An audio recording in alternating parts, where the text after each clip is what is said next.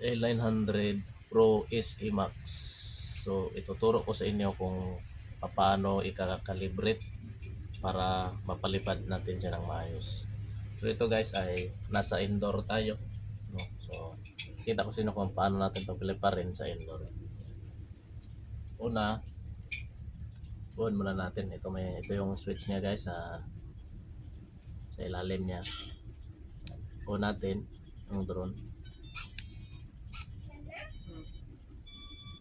Tapos ilalagay natin guys sa flat na sahig. Yan. Okay. Tapos guys, pagkatapos natin i-on yung remote, on naman natin yung drone, pala. On naman natin sa susunod yung remote. Yan, so automatic nag-beep siya ng dalawa guys. Ibig sabihin na yung drone sa remote ay konektado na. So una natin gagawin para makalibrate siya, pindutin natin itong gyro, yung gyro niya. Yan. Antayin lang natin. Ayan, okay na guys. So successful na yung pairing niya.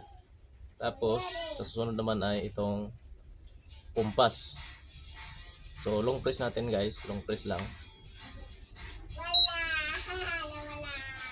Tapos lagay natin yung remote sa side.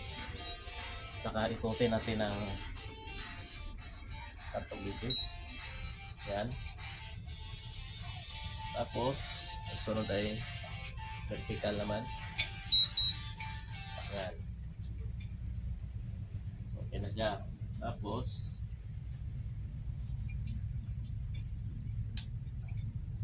at dahil nasa indoor tayo guys, kailangan nating i-off yung GPS. Hold lang natin, long press yung GPS na button. Yan. So yan. GPS off, naka-off na siya guys. So ngayon, pwede natin siyang papaliparin. Pwede natin pindutin itong unlock button. Ayan. Tapos pwede rin naman guys na itong dalawang stick lang, joystick na gamitin. Halimbawa, ito yung pagpa-off ng kanyang propeller.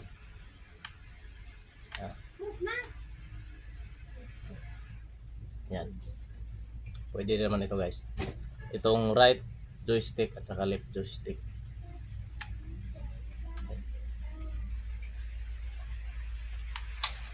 Yan. So, pwede na natin sa paliparin guys. Halimbawa. Yan.